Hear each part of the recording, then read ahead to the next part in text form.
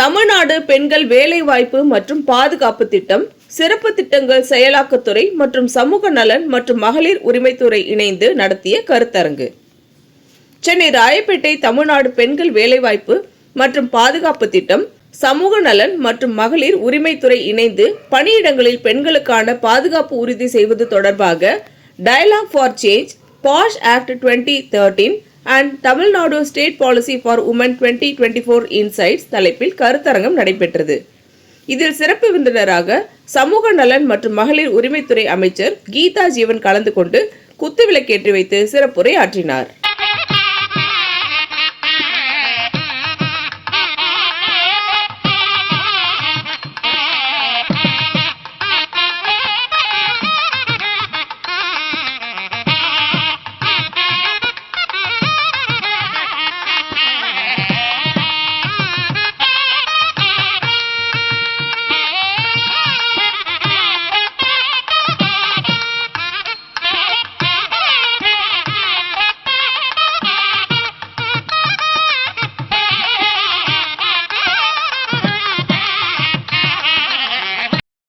முக்கியமாக நம்முடைய முதலமைச்சர் தளபதியார் அவர்கள் பொறுப்பேற்ற உடனே அவர்கள் நம்முடைய துறைக்கு கொடுத்த ஒரு அறிவுரை என்பதே பெண்கள் மற்றும் குழந்தைகளுடைய அந்த பாதுகாப்பு என்பது முக்கியத்துவம் கொடுக்கணும், அதற்கு அதிக முக்கியத்துவம் கொடுக்கணும் என்று நம்முடைய சமூக நலத்துறையும் காவல்துறை இணைத்து அந்த ஒரு உத்தரவு அறிவுரை வழங்கினார்கள். அதற்கேற்றார் போல ஒவ்வொரு மாதம் அவர் காவல்துறையினுடைய அந்த ஆய்விலையும் குழந்தைகள் மற்றும் பெண்களுக்கு எதிரான அந்த புகார் எப்படி இருக்கிறது, அதுக்கு எஃப்ஐஆர் பதிவு செய்யப்படுகிறதா, குற்றப்பத்திரிகை தாக்கல் செய்யப்படுகிறதா, வழக்கு என்ன நிலையில் இருக்கிறது, வழக்கு விரைவுபடுத்தப்படுகிறதா என்பதை மிகவும் கண்ணும் கருத்துமாக அதில் அக்கறை கொண்டு நம்முடைய முதலமைச்சர் அவர்கள் செயல்பட்டு வருவது நாம் எல்லாம் அறிந்ததுதான். அதே போல ஒரு பக்கம் குற்றம் நடந்த நிகழ்வுக்கு உரிய குற்றவாளிக்கு தண்டனை வாங்கி கொடுப்பது, அந்த குற்றத்தினால் பாதிக்கப்பட்ட பெண்களுக்கான நிவாரண தொகை, அவருடைய எதிர்காலம், அவருடைய கல்வி, தொழில் என்ற முறையிலே ஒரு நிவாரணம் வழங்குவது என்பது நடைபெற்று வருகிறது. அதே போல இன்னொரு பக்கம் இன்னும் இந்த அவருடைய சட்டங்களை பற்றி, சட்டங்கள் மூலம் பெண்களுக்குரிய பாதுகாப்பை பற்றி, அவர் யாரிடம் புகார் செய்ய வேண்டும், என்ன மாதிரி புகார், அதெல்லாம் தெரியாமல் இருக்கிற பெண்களுக்கு அதை கொண்டு போய் சேர்ப்பது என்பது விழிப்புணர்வு. விழிப்புணர்வு என்பதும் நம்முடைய சமூக நலத்துறை, கல்வித்துறை, மகளிர் மேம்பாட்டு திட்டம், அதுபோல காவல்துறை, இந்த 4 துறைகளுமே இணைந்து அந்த விழிப்புணர்வு என்பது மிகவும் நம்முடைய முதலமைச்சருடைய உத்தரவுப்படி விழிப்புணர்வு எல்லா பகுதியிலும் செய்து மாணவர்களையும் செஞ்சு வருகிறோம். மாணவிகளிடையும் அந்த உழைக்கும் மகளிரிடையும் இந்த ஒரு விழிப்புணர்வு என்பது கைம்பெண் நல வாரியம் மூலம் செய்யப்படுகிறது, சமூக நலத்துறை மூலம். அதுபோல மகளிர் அதிகாரம் அளித்தல் என்ற ஒரு பிரிவு இப்பொழுது உருவாக்கப்பட்டுள்ளது. அவருடைய பணியே விழிப்புணர்வு உண்டாக்குவது என்பது கல்லூரிகளுக்கு, 100 நாள் வேலை செய்யும் பெண்களுக்கு, விவசாயத்தில் பணிபுரியும் பெண்களுக்கு என்று தொடர்ச்சியாக அவர்கள் அந்த விழிப்புணர்வு நிகழ்ச்சியை நடத்தி வருகிறார்கள் என்பதை நான் இங்கு கூறிக்கொள்ள விரும்புகிறேன். 2 கட்டத்துக்குமே நம்முடைய முதலமைச்சர்கள், அதுபோல முக்கியமாக நம்முடைய துணை முதலமைச்சரோட துறையும் சேர்ந்து இன்னைக்கு இந்த பெண்களுடைய விழிப்புணர்வு உண்டாக்கியே ஆக வேண்டும். ஏனென்றால் உழைக்கும் மகளிர் அதிகம், கிட்டத்தட்ட 42% பேர் தமிழ்நாட்டில் தான் இருக்கிறாங்க. அகில இந்திய அளவில் பணிபுரியும் பெண்கள்ல 42% பேர் தமிழ்நாட்டில் இருக்கிறாங்கன்ற போது நம்ம அந்த காலத்துக்கு ஏற்றவாறு அவர்களுக்கு பாதுகாப்பு வழங்குவது நம்முடைய கடமையாக இருப்பது அறிந்து முதலமைச்சர் அவர்கள் யாரு என்ன கருத்து சொன்னாலும் அதன் பலன் நிச்சயமாக பெண்களுக்கு பலன் தரக்கூடியதாக இருக்கும், நிச்சயமாக தமிழ்நாடுடைய வளர்ச்சிக்கு உரியதாக இருக்கின்றால் உடனடியாக அதை ஏற்று அதை அமல்படுத்துவது என்பது நம்முடைய முதலமைச்சரோட எண்ணமாக இருக்கிறது. அதன் மூலதான் இப்பொழுது சென்னையில 250 பிங்க் ஆட்டோஸ் வழங்குறோம் சொல்லியிருக்காரு. அது காரணம் பாதுகாப்பு தான். அந்த பணிபுரியும் பெண்கள் பாதுகாப்புன்றது அவருடைய பயணம் செய்கிற பெண்களுக்கும் பாதுகாப்பா இருக்க வேண்டும் என்று அதுல அநேக சரத்துக்கள் உள்ளடக்கியுடையதா. ஜிபிஎஸ் இருக்கு அந்த ஆட்டோல, பெண்களுக்கு வேண்டிய அந்த பத்திரிகைகள் இருக்கிறது, அதுபோல அவங்களுக்கு அவசர தேவைக்குரிய எல்லா உதவி என்ன, அந்த நம்ம விழிப்புணர்வு எண்கள் அதுல கட்டாயம் ஒட்டம் என்று சொல்லியிருக்கிறோம். அவை காவல்துறையோடு அந்த ஜிபிஎஸ் இணைக்கப்பட உள்ளது. இவ்வாறு அந்த பெண்களுக்கும், அந்த ஆட்டோ ஓட்டுநர் பெண்களுக்கும் பாதுகாப்பு, அதுல பயணம் செய்யற பெண்களுக்கும் பாதுகாப்பு என்ற முறையிலே நம்முடைய மிகவும் அதிக சிரத்தை எடுத்து நம்முடைய முதலமைச்சருடைய உத்தரவுப்படி அந்த பணியும் சமூக நலத்துறை செய்து வருகிறது என்பதை கூறிக்கொண்டு, இது போல இந்த சட்டத்தின் மூலம் பணிபுரியும் பெண்களுக்கு எதிரான அந்த வன்கொடுமை பாதுகாப்பு சட்டத்தின் மூலம் பாத்தீங்கன்னா இதுவரைக்கும் 24,131 இன்டர்னல் கம்ப்ளைண்ட்ஸ் கமிட்டி, அதாவது உள்ளக புகார் குழுக்கள் அந்த நிறுவனங்களில், பெண்கள் பணிபுரியும் நிறுவனங்களில் 10க்கும் மேற்பட்ட பெண்கள் பணிபுரியும் நிறுவனங்களில் அமைக்கப்பட்டுள்ளது. அதுக்கு நம்முடைய சமூக நல அலுவலர்கள் மற்றும் அவரோடு இணைந்த அதிகாரிகள் அதுக்கு நடவடிக்கை எடுத்து வருகிறார்கள். நம்முடைய ஆட்சி அமைஞ்சதுல இருந்து எல்லா இடங்களிலும் போய் நீங்கள் அது ஒரு ஜுவல்லரி ஷாப்பா இருந்தா கூட 10க்கு மேல பெண்கள் இருக்கிறாங்கன்னா அங்க கட்டாயம் ICC இந்த கமிட்டி அமைக்க வேண்டும் என்பதை துறை வலியுறுத்தி வருகிறது. அதுபோல இதுவரைக்கும் 5498 அந்த பாக்ஸஸ், பிங்க் பாக்ஸ் சொல்றோம், இல்ல சேஃப்டி பாக்ஸ் சொல்லலாம், அதுதான் செக்ரட்டரி மேடம் பேசும்போது சொல்லிட்டு இருந்தாங்க. அந்த பாக்ஸ் பெண்கள் எளிதில் அணுகக்கூடியதாக ஒரு இடத்துல வைக்கணும். பாக்ஸையும் வச்சுட்டு CCTV வச்சுட்டாங்கன்னா யாரும் போய் புகார் பண்ண மாட்டாங்க. ஏன்னா முதலாளிக்கு எடுத்து புகார் சொல்லிட்டு அந்த இடத்துல பணி செய்ய முடியாது. ஆகவே அந்த சேஃப்டி முக்கியம். அதனால அந்த ஒரு இடத்துல வைக்கணும்ன்றது எங்களுடைய துறை அலுவலர்கள் நேரே போய் கண்காணிக்கிறாங்க. பெண்கள் எளிதில் அணுகக்கூடிய ஒரு இடமா இருக்கணும்.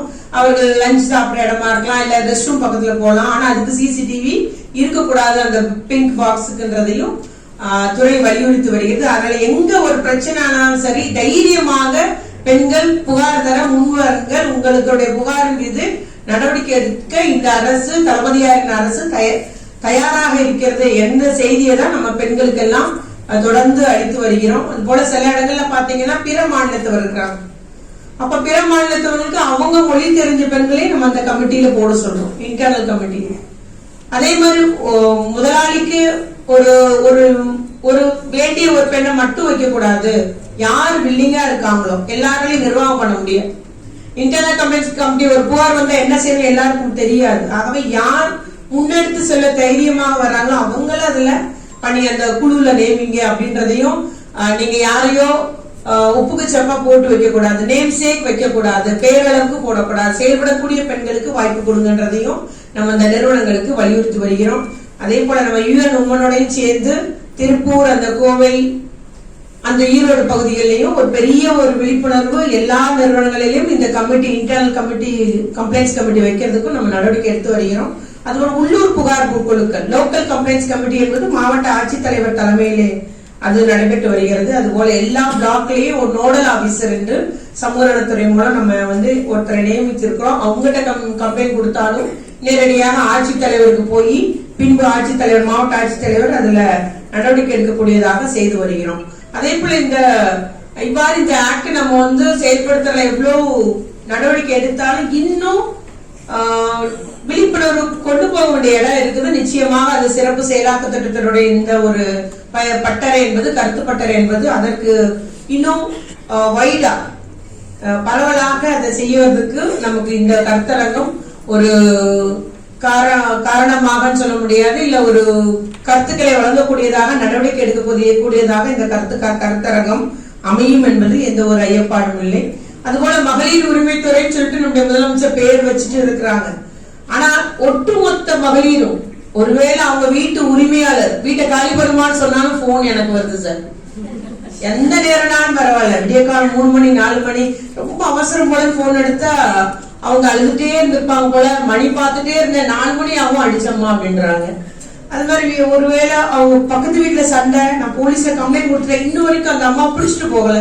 ஏமா குற்றங்களுக்கு ஏற்றதாமா கைதெல்லாம் பண்ணுவாங்கனாலும் அதெல்லாம் இல்ல, நீங்க மகளிர் உரிமைத்துறை தானே செய்யுங்க அப்படின்ற மாதிரி. ஆகவே இன்னும் விழிப்புணர்வுன்றது நம்ம பரவலாக்கப்பட வேண்டும். நான் நினைச்சேன் மகளிர் உரிமைத்துறை ஒட்டு மொத்தமா பெண்கள் என்ன பிரச்சனைனாலும் மகளிர் உரிமைத்துறை. ஆகவே நம்முடைய துறையினுடைய பணி மிகவும் பறந்தது. நான் எங்க ஆபீசர்கிட்ட தான் சொல்லுவேன், நம்மளுடைய நீங்க இதுதான் எங்க திட்டம் மட்டும்தான், திருமண திட்டம் மட்டும்தான், பெண் குழந்தை அப்படி நினைக்காதீங்க.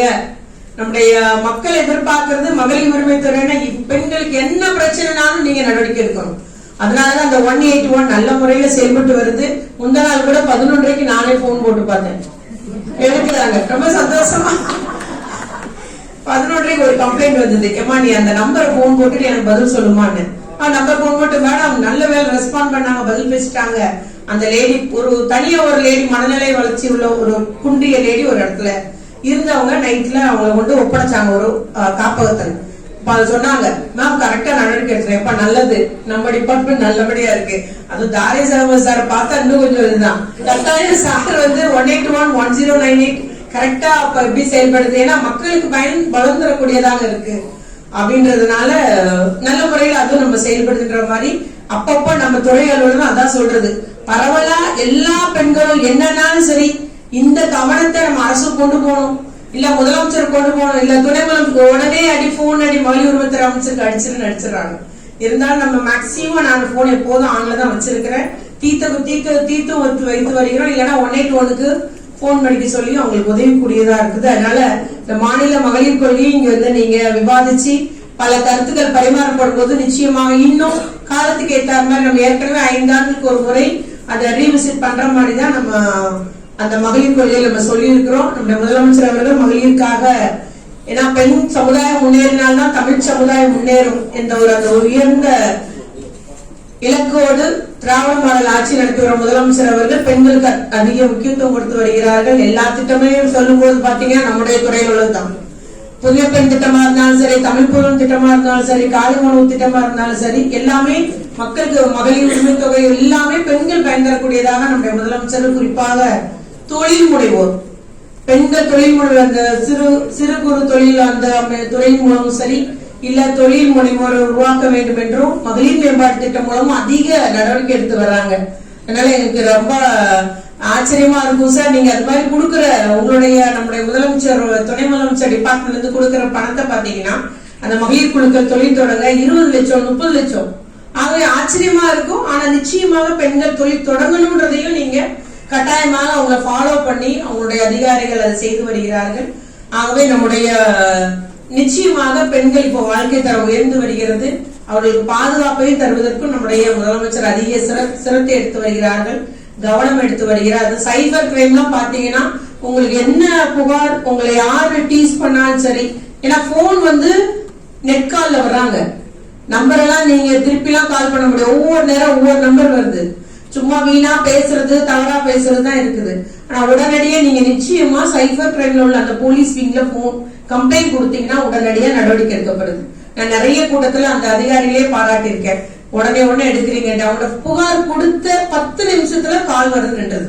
சோ என்ன பண்றாங்களோ பட் உடனே நம்முடைய தமிழ்நாடு காவல்துறை முதலமைச்சருடைய கட்டுப்பாட்டில் அந்த சைபர் கிரைமுக்குரிய அந்த பிரிவு வந்து மிகவும் நல்ல முறையில் பெண்களுக்குரிய பாதுகாப்பா இருக்கு. அதனால நீங்க யார் என்னன்னாலும் சரி புகார் கொடுங்க, புகார் கொடுத்தாதான் அரசு நடவடிக்கை எடுக்க முடியும் என்பதை கூறிக்கொண்டு இந்த ஒரு கருத்து பட்டறை வெற்றி அடைய வேண்டும் என்று வாழ்த்தி அமர்கிறேன். நன்றி, வணக்கம்.